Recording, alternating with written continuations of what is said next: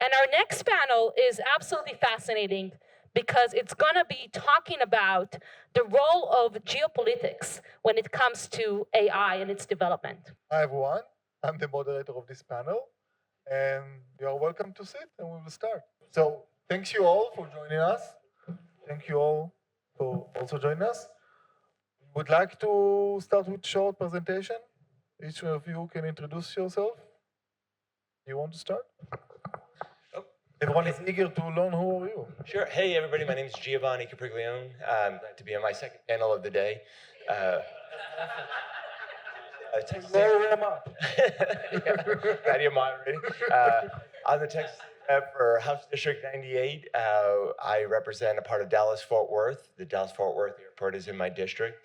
I'm the chair of the Investment Financial Services Committee in the Texas House.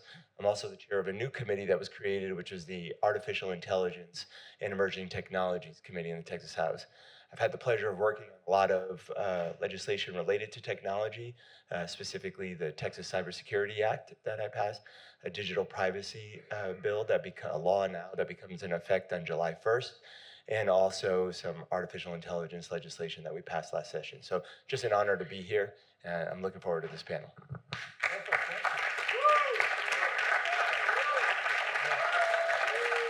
You have a lot of fans out here. Well done. I don't even sure how to follow that.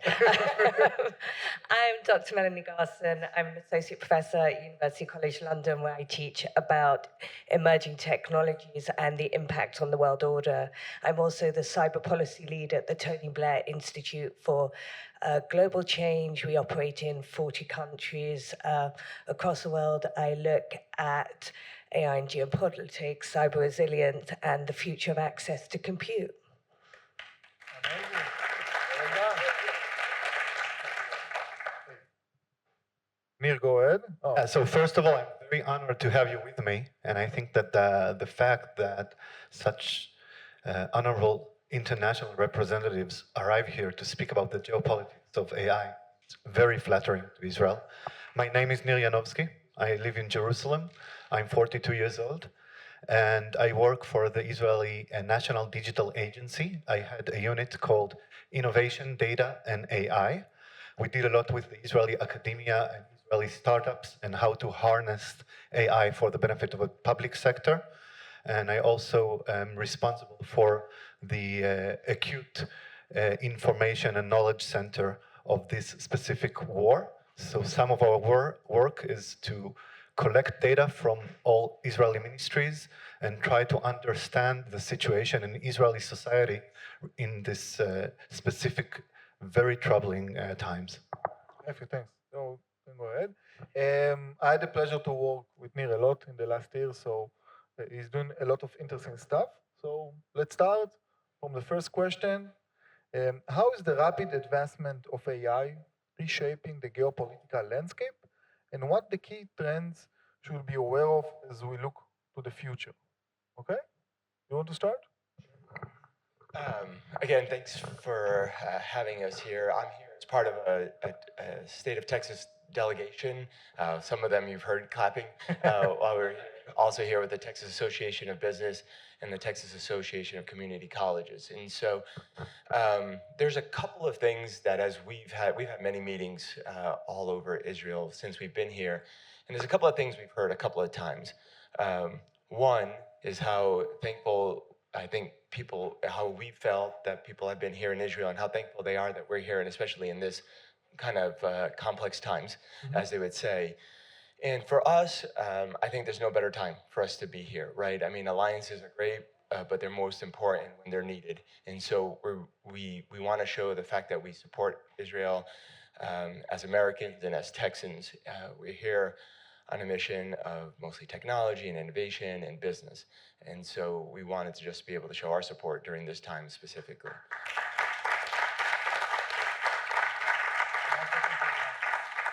The second thing we've heard a lot is this idea that we've heard in multiple meetings here in Israel is that you have to innovate or perish, right? And so that's obviously something that's important in times of war and in conflict, but it also has a lot to do with business, has a lot to do with technology, and I would say artificial intelligence in particular.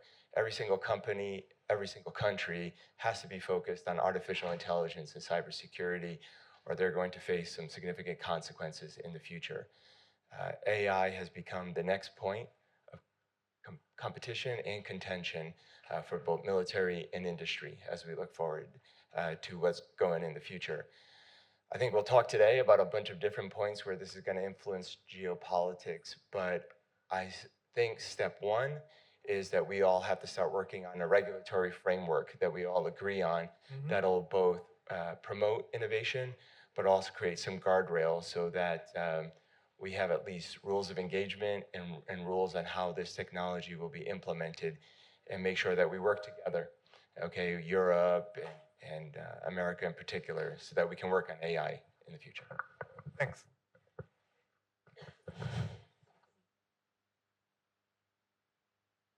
Yeah, go ahead. Sorry. Thank you. And again, it is an honor to be here.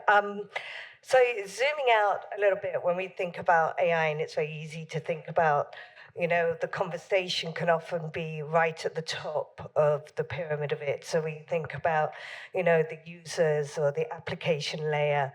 But thinking about that entire stack the whole way down, where we've got the model, the compute, the data, the security, and then the connectivity layer, and every single part of those layers has a myriad of geopolitical tensions associated with them. And as we rely on this more, we have to be aware of each of those layers. And so I guess in the typical kind of geopolitical sense, we're looking at where's there going to be competition, collaboration, and cooperation. And I think what we're going to see if we're looking at the new trends is certainly a whole new set of alliances to counterbalance that, whether that's driven by how we heard just before on needs for software, need for semiconductor supply, where we're seeing new rising partners like Germany, rising partners like Japan, and where Japan is beginning to sit almost with an increased pillar of places like AUKUS. So we're going to see that level of shift. At the same time, we're going to see increasing threats, particularly by countries that rely on industrial espionage as a part of their chief innovation strategy, which makes us think about how do we counter for that. And then we're going to see sort of what I call the dangerous expansion, as where we get massive innovation and great ideas into very unregulated spaces. So we're already seeing the discussion of data centers in space, semiconductor manufacturing in space, where great innovative ideas, but even more of a regulatory hole that we have on AI as a whole. So keeping our mind's eye on really where things are going, asteroid mining, another one, just thinking about that, like the critical mineral supply, where are people really looking?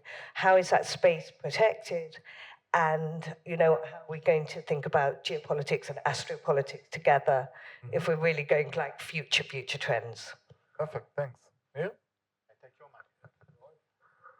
Okay, so first of all, thank you for that. I think that we have much to learn from your experience, and I think that the research that you are doing, both on negotiation and AI, integrates into a lot of lessons that we should learn. I want to thank you as a representative of the United States for the support that we are getting. I know that we have here also representatives from Germany. As an Israeli citizen, I think that every day that I wake up, I feel thankful for the collaboration and for the trust and for what we are getting from international community and from the United States and Germany specifically. I think that we weren't be able to have this discussion if we didn't have this very, very long and deep collaboration with Germany and the United States, and if we didn't share the same democratic values that enable us to have this discussion. So first of all, thank you very much for that.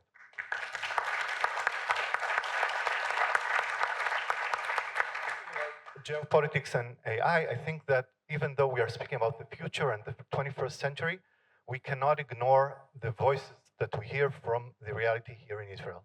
And the reality here in Israel today is very, very painful. 120 hostages are held in Gaza under the ground for 265 days. This is the length, the duration of a regular pregnancy. It means that it might be that while we are sitting here, an Israeli lady that was abducted and raped on October 7th is giving birth under the ground. This is something that is unbearable. And when we as a government want to assign a policy, assign a project, launch a work plan, we should always think about the circles of pain of the people that are the victims of this war. We have 1,600 Israelis that lost their lives in this war. We have 16,000 injured. We have more than 100,000 people that are internally displaced, refugees in their home in Israel. And I cannot ignore that we have millions of people around Israel, citizens, that are also suffering. So on every move that we make, on every AI project that we launch, we should think about these population. How can I better allocate welfare? How can I solve challenges of emergency health by using AI algorithms? How can I improve the allocation of teachers to the people that are internally displaced? So this reality is our daily reality. This is what we do every day. We also need to think about the longer run. We need to think about AI as something that will permanently change the relations between nations, the relation between state actors and non-state actors.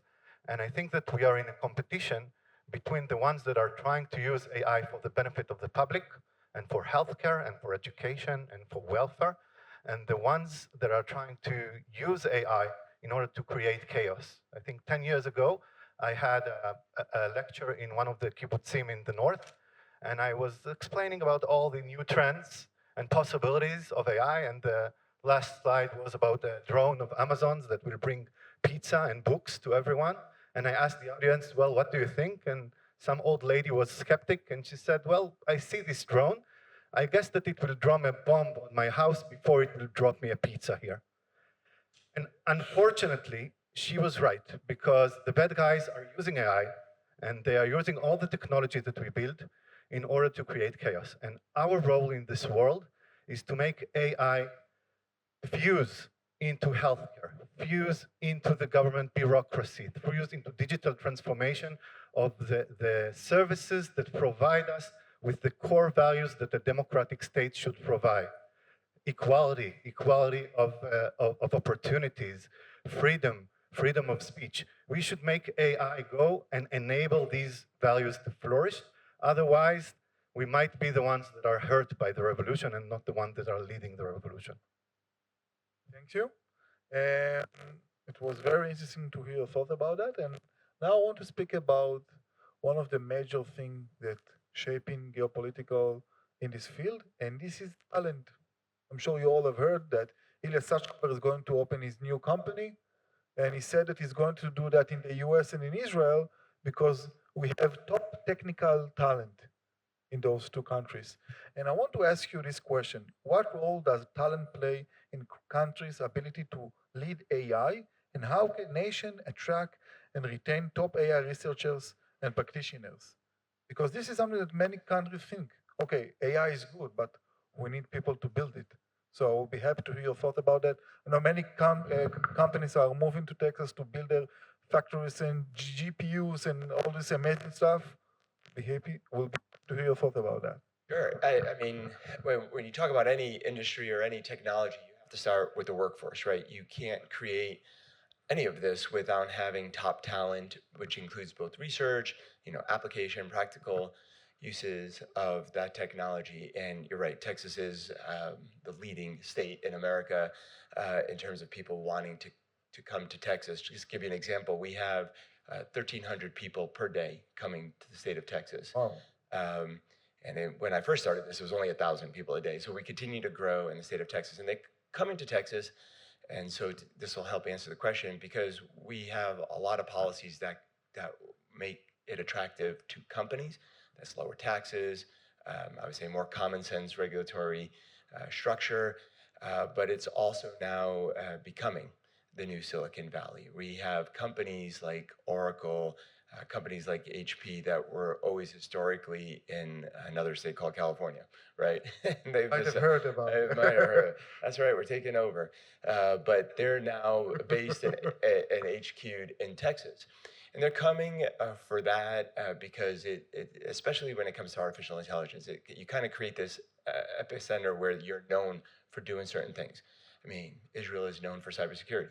If I was going to go and reach out to where the top tier folks are in that, this would be this country here.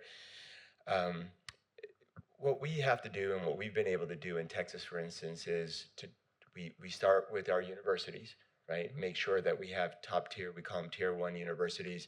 And then we have programs in the state, for instance, that reach out, find these Nobel Prize winners, that go and find these venture capitalists and create opportunities for them to do whatever they like, to be as creative and innovative as they want, to be able to do that research without state influence, right? To just do it in a competitive atmosphere.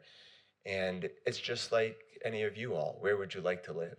You'd like to live where it's safe for your family, where you can study anything you want, but also where you have peers that are just as high as level as you want to be. So that's the workforce part that we're trying to do.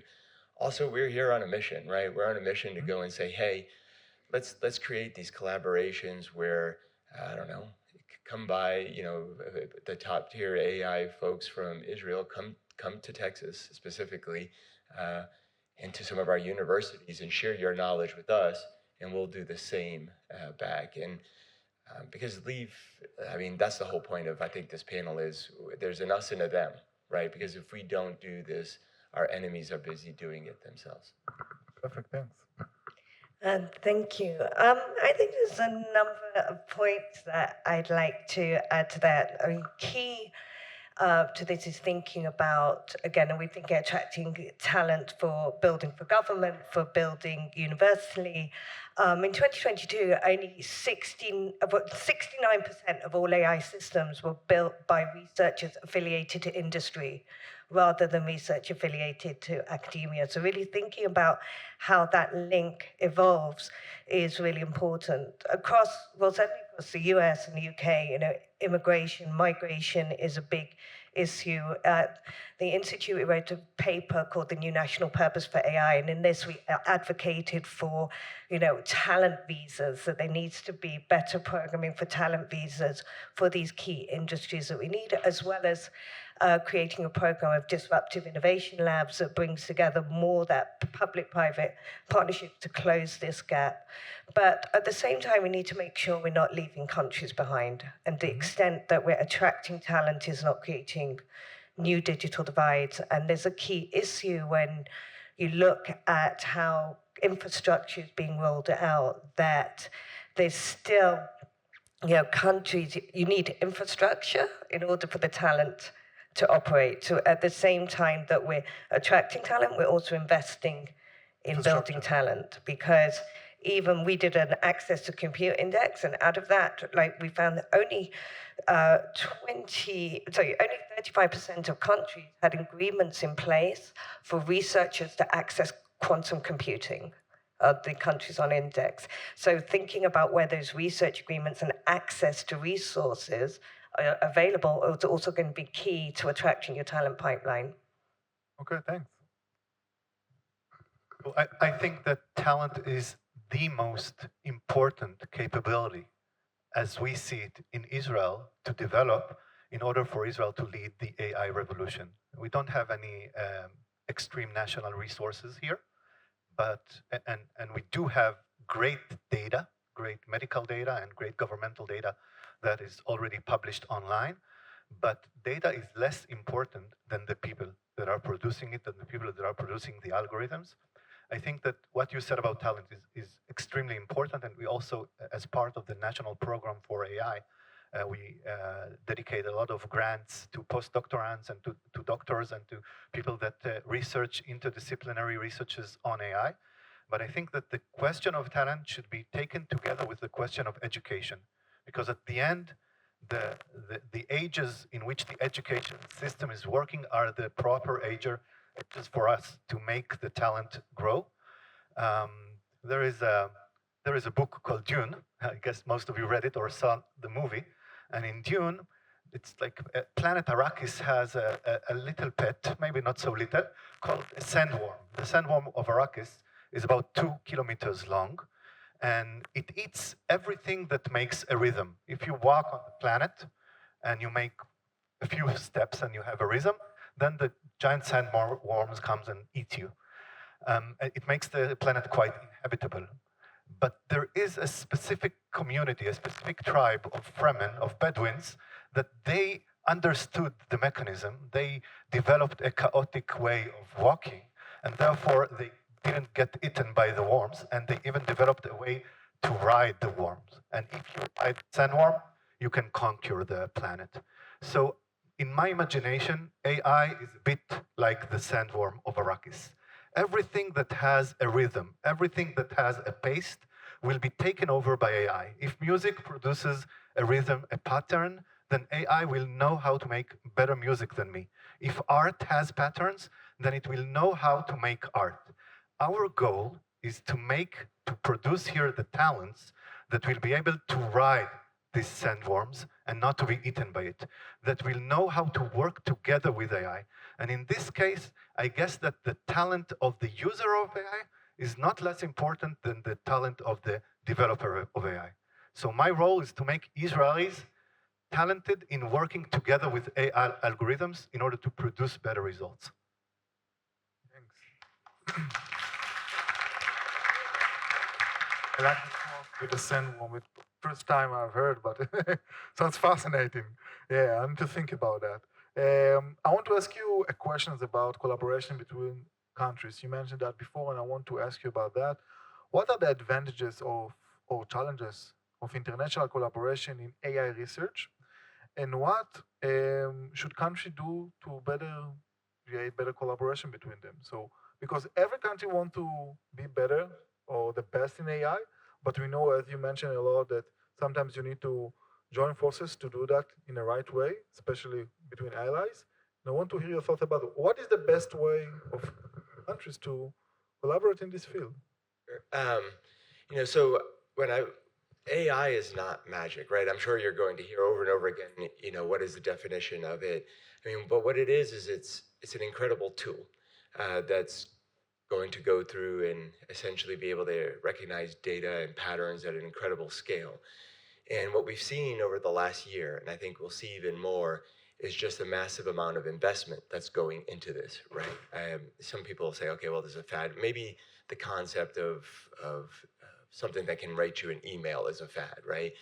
But with the tens of billions, hundreds of billions of dollars that is going into the whole entire train of artificial intelligence, this is now becoming incredibly important.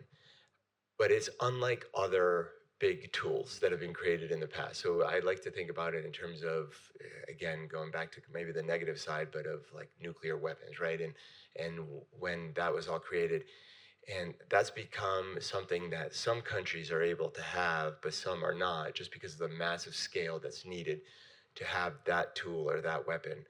AI is different, right? There is going to be a lot of effort to create it, but ultimately, a lot of it will be able to be run off of a data center or cloud that anyone can get access to. It'll be one day running off your cell phones.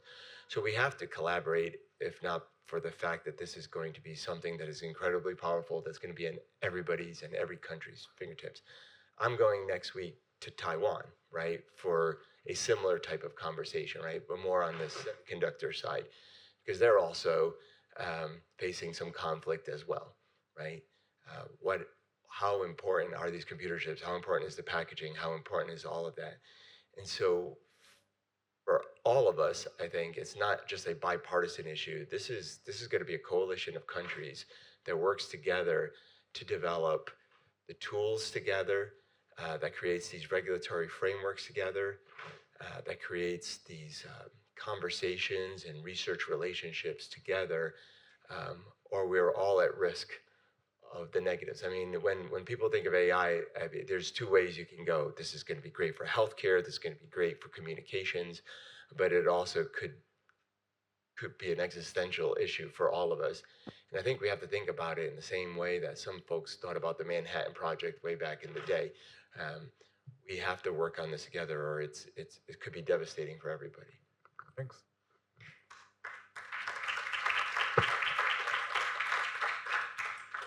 I absolutely agree. And I think that there's also some different elements. And again, it goes to thinking about this connection between the development of the applications of the tools and the access to the infrastructure to do it. And really, there are countries in the world, we want to really think about collaboration and countries' collaboration and not just the countries that are already there collaborating, but making sure, because connected to having that regulation is having that maximalist amount of countries that share values, that share the sort of vision of what you want AI to do in the world as part of that picture, which means drawing them into that practically.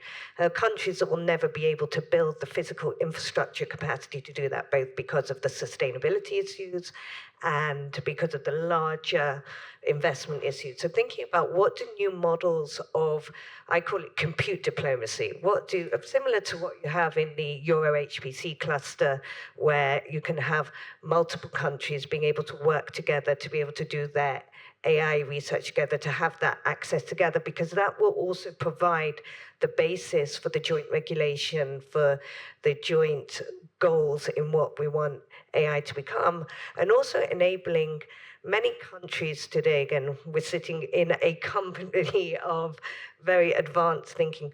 Within their diplomatic corps, within the foreign services, are still not embedding what the role of tech is, where they have tech diplomats or cyber ambassadors. There's even now Ireland has an AI ambassador, but really thinking about, do they have the training within the people that are going to talk at the agreements, to talk at the diplomatic centers, to understand the issues, to understand the convergence of all these tech issues together, and be able to negotiate the regulations, the rules, the norms so that AI can be for the benefit of humanity. Thanks. My opinion is that international collaboration is vital to our success in AI. Now, it's almost tautology to say it as an Israeli, because Israel is such a small country that our market is found abroad. Everything that we do for international markets. So for us, international collaboration is like oxygen. But I think that also as humanity, this AI challenge puts us in a very significant place of collaboration, because one of the Israeli entrepreneurs had this metaphor of AI coming like an alien attack, on the sense that we have already algorithms that can imitate a way of thinking that is foreign to our way of thinking as humans. And I guess that if there was an alien attack, we should have united as humanity. And I think that if we are looking for the long run, it is very important for us to unite and find the ways in which we use AI in accordance with our values. Now, it's very difficult because, as we see today, AI can very easily contribute to political polarization, contribute to extremism. And people are very surprised that non-state actors and chaos makers can use AI very easily in order to make nations become hostiles towards each other. I think that the most important thing as humanity, that humanity did after the Second World War, is to create a very strong mechanisms of collaboration. I was watching a soccer game with my 5-year-old boy, and it was France against Poland on German land. And he said they all get along with each other, because in the history lesson, they didn't get along so well.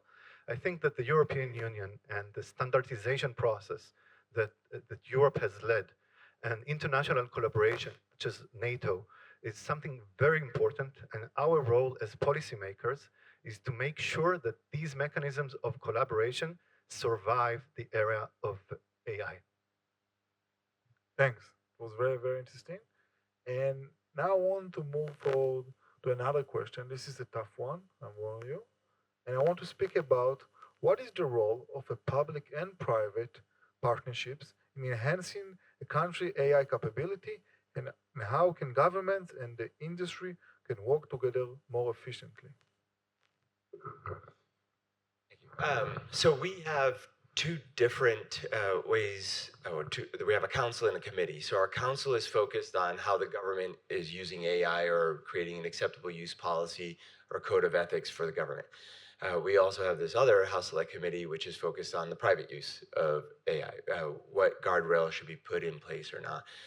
But we've already, at least in the US, we've had a lot of conflicts. In fact, there's a Supreme Court ruling almost any minute on social media and government, for instance, right? How do they work or not work together? And of course, as elected officials, we're very focused on things on how they might affect elections, things like misinformation, disinformation, but also censorship and other things that come up. And all of this was before AI really started to hit thing. We have to come up with rules of ethics, rules of acceptable use for both parties. I think the government wants to promote private businesses in working on AI. We want to create, at least in Texas, a free market version. We want to create regulatory sandboxes. So at least on the venture side or on the pre-deployment side, companies can feel comfortable in developing artificial intelligence without risk of being fined or too overly burdensome compliance and so on. But that all being said, I think our focus, at least for us as elected officials, is our constituents. We have to make sure that the private industry is still taking consumers into account and the constituents into account. I mean, this whole concept of political or just even news misinformation, disinformation is probably the biggest risk we face in the US. There's a lot of times, and a lot of people ask me, all right, well, Gio, how are we going to know if things are fake or not? And I think the bigger risk for us in the US is what happens when people don't believe the truth anymore. And the real truth, not the AI, the actual truth. The actual truth, right? I mean, but you go in and you'll see on social media, you get these algorithms, whether it's being directed by tech companies or it's just part of the way that AI has created these groups inside of its neural networks, but it's creating these groups. I mean, you talked about some of these radical opinions that people might have, but the reality is at least in the US, people spend over 40 hours a week on their cell phones, right? Think about all the content that's out there in the world, and you see what basically is presented to you each and every day. And so as someone in government, yes, I want public-private partnerships so we can promote the responsible use of AI. At least for now, make sure there's a human in the loop, right? That there is, at least for the most important critical decisions that are made autonomously, that there's still a human that gets to say yes or no, or at a minimum is responsible for what happens. But that being said, I think our relationship, government, between the public and private, is going to be a little skeptical for a while until we have those rules in place. Amazing, thanks. I think, and echoing some of that, but adding in a little, there's a deep, deep tension that we have right now with the way that particularly big tech companies have diversified and consolidated pretty much throughout the whole level of our communications infrastructure. So when we have companies that are invested from subsea cables up to satellites, application layer, Gen AI layer, and are now investing, so in the case of Microsoft, both correctly to fuel themselves, but when we look at it systemically, investing in the sustainable energy architecture to fuel their own process. But what this creates a situation of is that at a national level, our resilience is beginning to lie in private hands. And that's an extraordinarily, we've never had that situation before where a private actor, if something goes wrong in our national level subsea cables, national level communications infrastructure, it's going to be a private actor that picks up the weight. We've seen this in Ukraine with private actors becoming defenders. And this is the real tension in how we're formulating public-private partnerships, because we've now got to both be kind of the parent, but the child is stronger than us.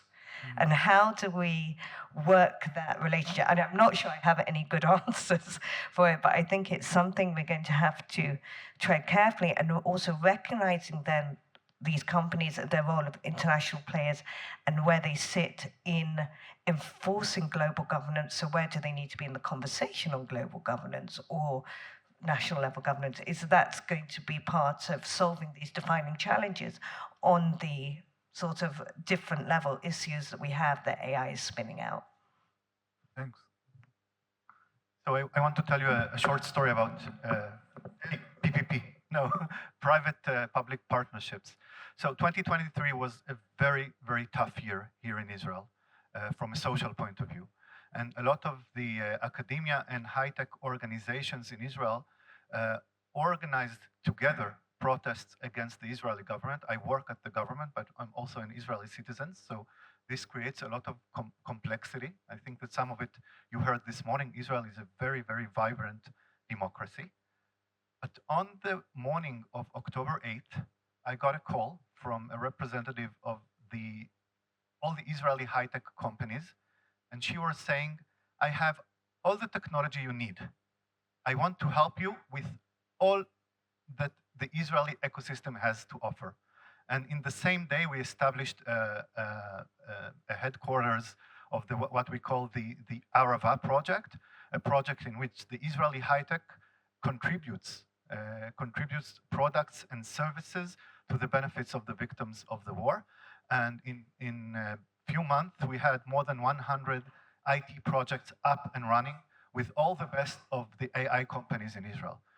So for me, it was a lesson. And the lesson was that in regular days, we have Chinese walls between the government and the industry and the academia and the NGOs. And these walls are very important for democracy. I think that we need the academia to have its freedom, and we need the industry to be very, very much connected with everything that's happening abroad. But these walls are synthetic. And in cases of emergency, in cases where human lives are in danger, we should break these walls and we should work together for the same purpose. I think that government has a significant role in the AI revolution. First of all, as funder, we need to fund these initiatives with a lot of money.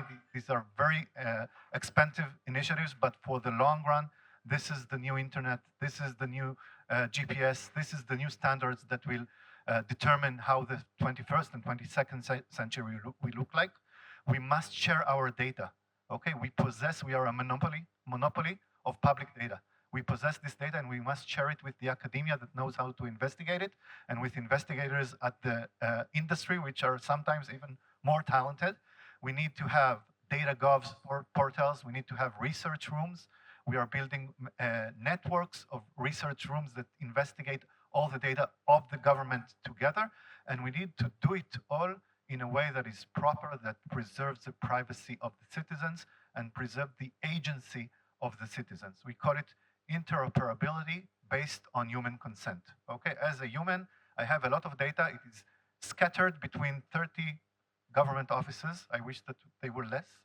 Okay, but I want them to share my data only when I consent them to do that. I want to have control over which company, which academic research gets my data. And many of our projects are dedicated to changing this way so that the information will be controlled by the citizens, but used by researchers for the public good. Thanks, it was amazing. We ran out of time, but I feel like we could have hours on hours of discussions. It was an amazing panel. Thank you all. And